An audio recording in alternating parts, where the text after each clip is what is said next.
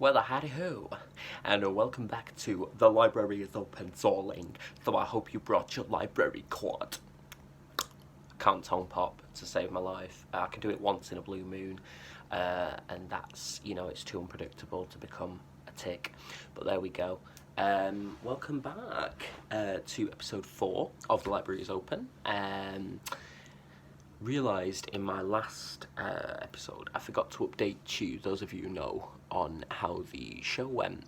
My show Wake Up Maggie, which I was performing for the second time. I say the second time, it's the second tour of the show, which started last year, so 2009, when we did the sort of first initial tour that went really well, and then this is, or rather was, the first day of the second leg, if you will, of the tour. So we did a night at the Unity Theatre in Liverpool, which is one of my favourite theatres in the world, and it was beautiful. It was a beautiful night. It really was. It really felt the love from every single person in that audience. Something about, because we sold out, which was amazing. It's wonderful, not just for the monk balance, but also for that sort of collective audience experience. I think it's really, audience dynamics really change how the performance, well, happens, really. It's people encourage one another, the shared feelings and moments of reminiscence, and I recognise that idea or moment or emotion, so on and so forth, and it was just a beautiful night. Little standing ovation at the end, which was really gratifying. Never expect anyone to applaud or ovate. Is that a word now? But it is really nice nonetheless. So that was lovely. And I'm drinking from my mug today with a picture from the show that Emma, who is in the show with me, who also wrote it with me, had made for me. This is one of the moments in the show. I won't spoil it in case you ever see it, but this is one of my favourite moments in the show, so that's lovely. Yeah, so that's that. If you want to know more about the show, Google All Things Considered Theatre and look up Wake Up Maggie, and that's the show that I'm talking about. So that's due diligence done. I've discussed that. This week, after last week's sort of, so I've got a really itchy nipple. Not that you need to know that. That's weird, that. After last week's sort of venture into the past with the Buffy the Vampire Slayer tie-in chosen, I've gone for a sort of non-canon, more, I don't want to say traditional novel, as it were. So I'm going to discuss Benjamin Markovits is Either Side of Winter. There she is. It's a beautiful cover, lovely cover. Now, I discovered Benjamin Markovits at Christmas 2019 because I was looking for a Christmas book to read, and I went into Waterstones. One of the few times I buy things new, because I just love Waterstones so much. It reminds me of being like a teenager when I used to go into Manchester, and there was a big Waterstones on Deansgate, and it felt like you weren't in town anymore, or in the city, in the middle of sort of the sprawl of it all. It was just like an oasis of calm. You spent hours in there just sniffing books. Not sniffing, sometimes I bought them. But yeah, so I discovered, excuse me, that's the tea, that. The literal tea. I discovered him in 2019 with, because I was looking for a Christmas book.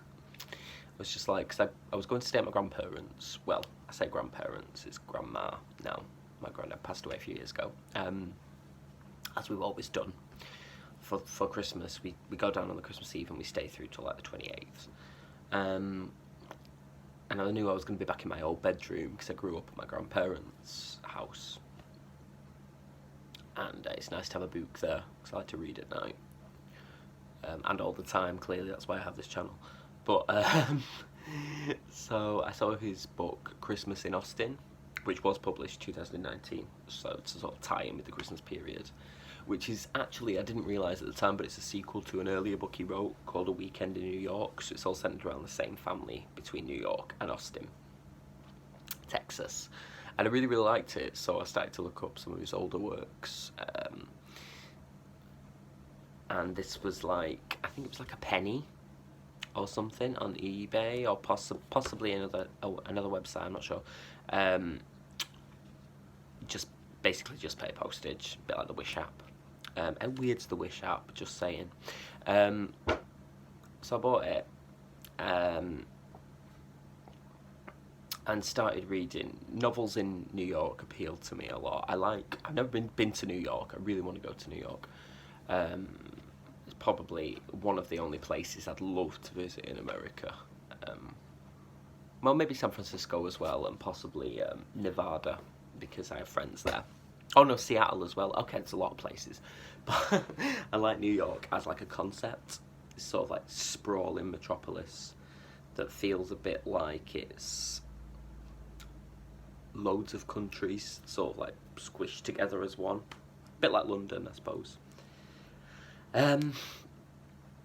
Yeah, so I really like those two. So I started reading this, and it's interesting. It's one of those books that sort of almost resists description in a way. Making it sound complicated, let me explain. So it's split into 4 quadrants.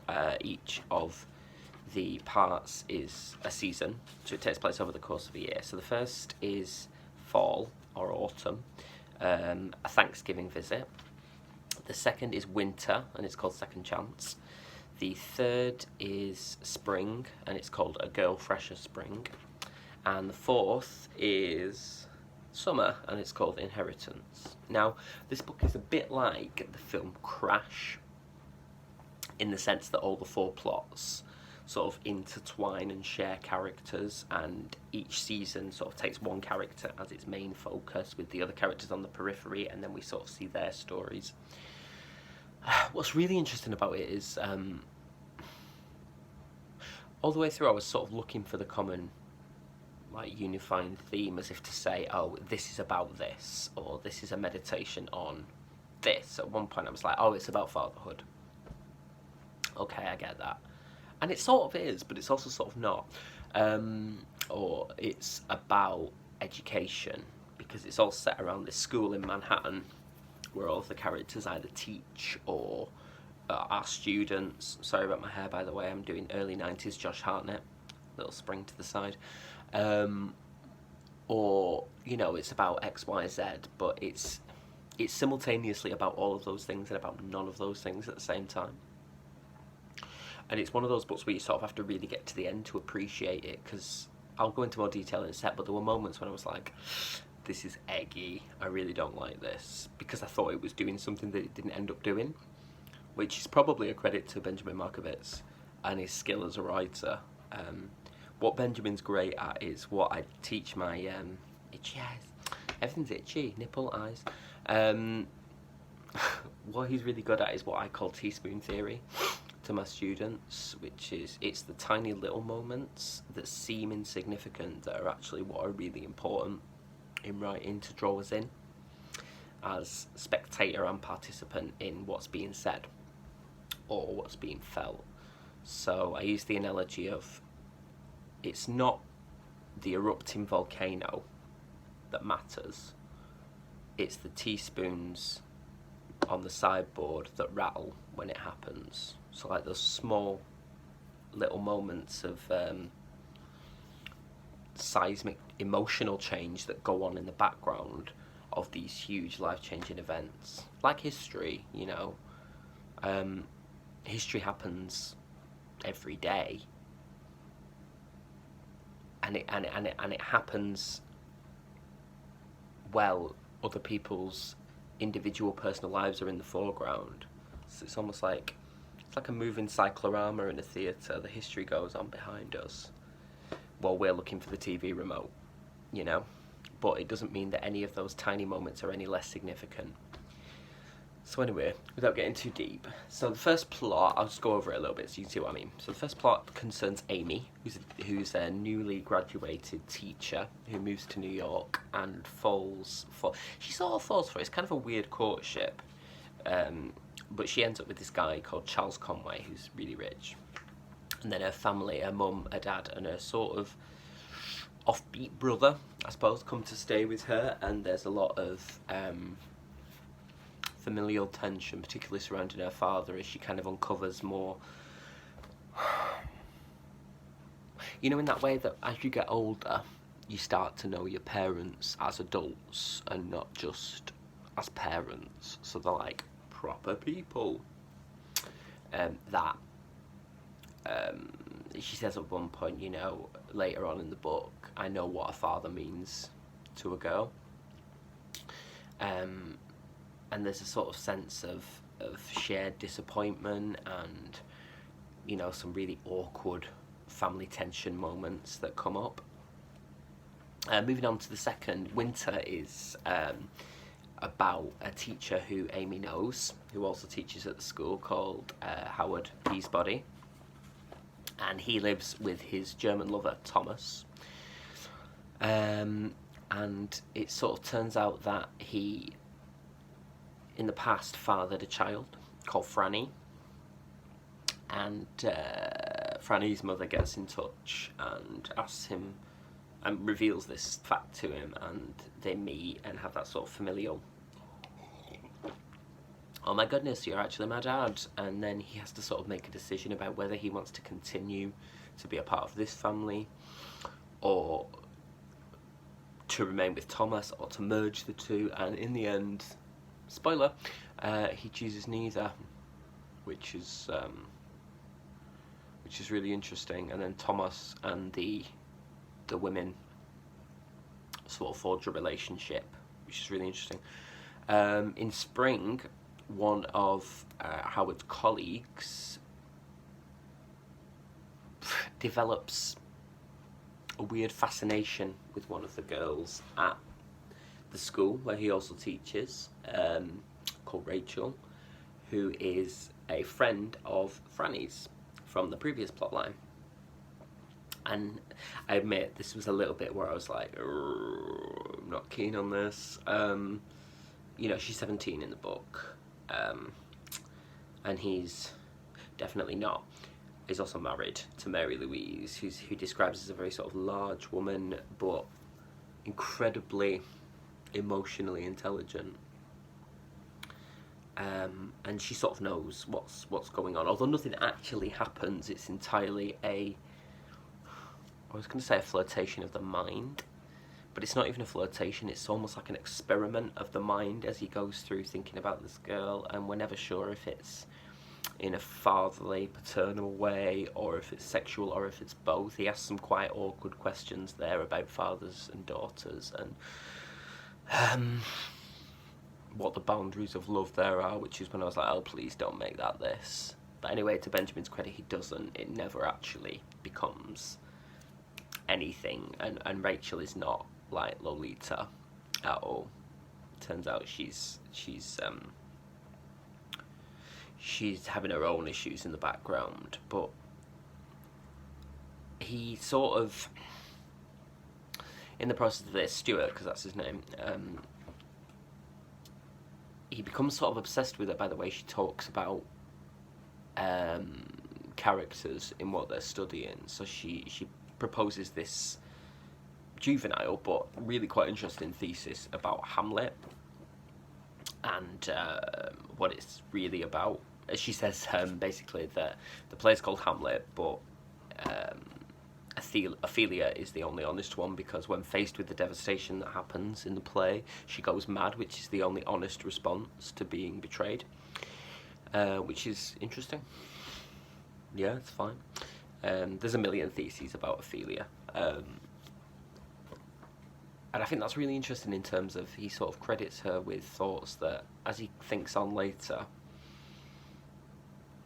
are not actually that groundbreaking, but there's something about her attraction to him that makes him credit her with more intelligence, more insight than she actually has, which I think happens a lot in the world. You know, I suppose uberly pretty people or uberly wealthy people or powerful people are credited with attributes they don't have, if that makes sense. And finally, in Summer Inheritance, we get Rachel's story, and this is almost a flip of spring, because it's almost the same events but mirrored, and she's struggling with the death of her father, who's terminal. and it's about her awakening, I suppose, not sexual awakening, but sort of emotional awakening to a more adult appreciation of the complicated mess that is human interaction and relationships. What struck me a lot, because it sounds like a weird juxtaposition, is I was watching this programme on BBC iPlayer called Eating with My Ex, where basically people who have formerly been in relationships that have ended badly invite them for a meal, and then they sort of talk about what's happened and what's gone on. And possibly there's a reconciliation. Spoiler, it rarely happens. But they're able to sort of work through and get some sort of closure. And it really made me think, reading alongside of Either Side of Winter, how incredibly complicated people think they are, but also how ridiculously simple they are. You know, I mean, we'll all have been there before with people, be they people that we had romantic relationships with, people that we had familial relationships with, even just friendships,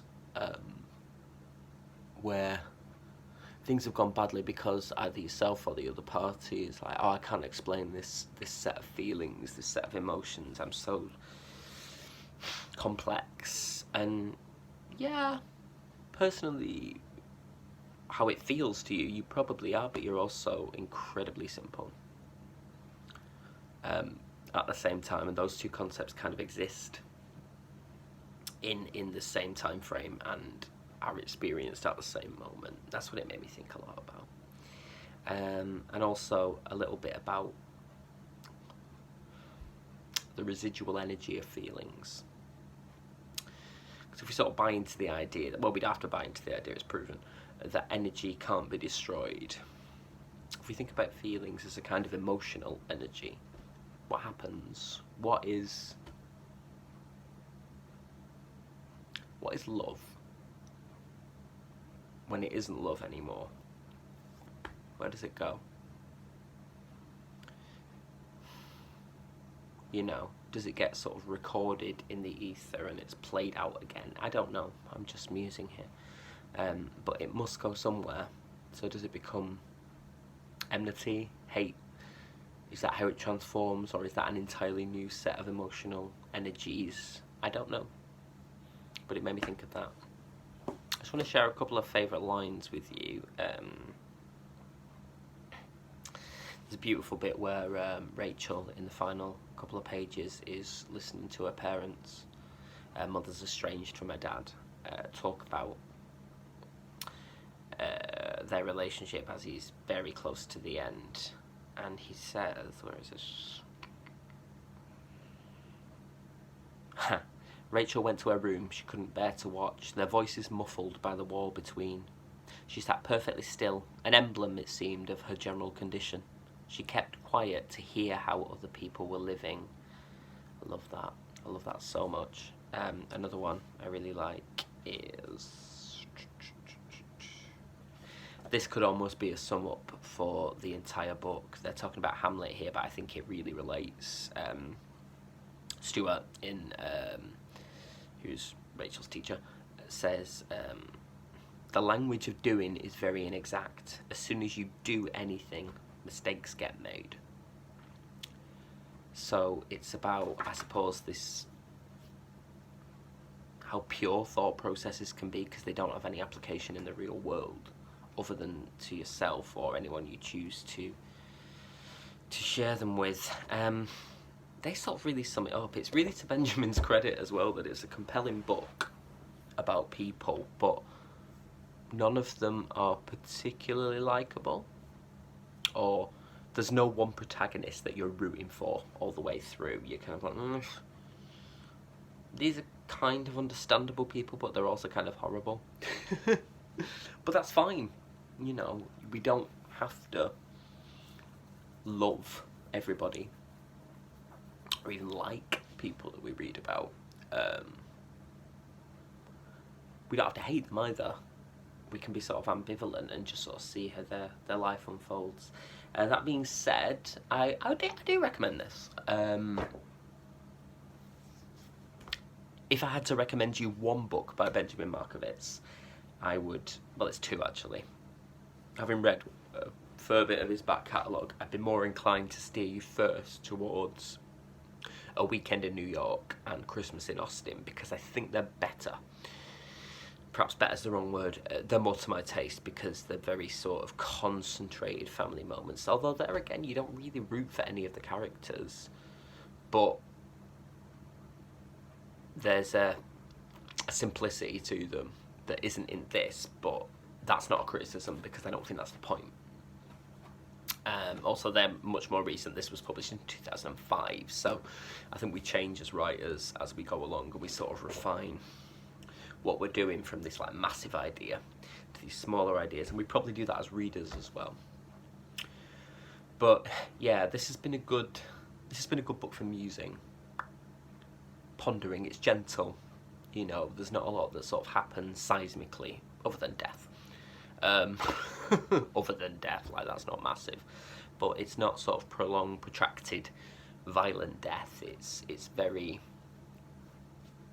simply handled with the everyday realities of what that actually means emotionally. And all in all, it's it's less of a book and more of a meditation on the seasons of feelings. Yeah, let's call it that, the seasons of feelings. So yeah, that was this week's read, Benjamin Markovits, Either Side of Winter. Either, neither, neither. Let's call the whole thing off. Oh. So that's me for this week. We're at 22 minutes now. Wow. And I never want to make these too long because it's like just enough time to have a cuppa with. So yeah, next week's book will be posted in the description to this when I decide what it's going to be. What I'm thinking of doing, let me know if this would be good, is setting up a schedule of the next, say, 5 books, so that if you did want to read along and then drop some comments, I can give you prior notice to get hold of a copy, blah blah blah. So let me know if that's something you'd like. But in the meantime, keep those pages turning, keep your library card handy, and happy reading. Alright, lots of love. Bye.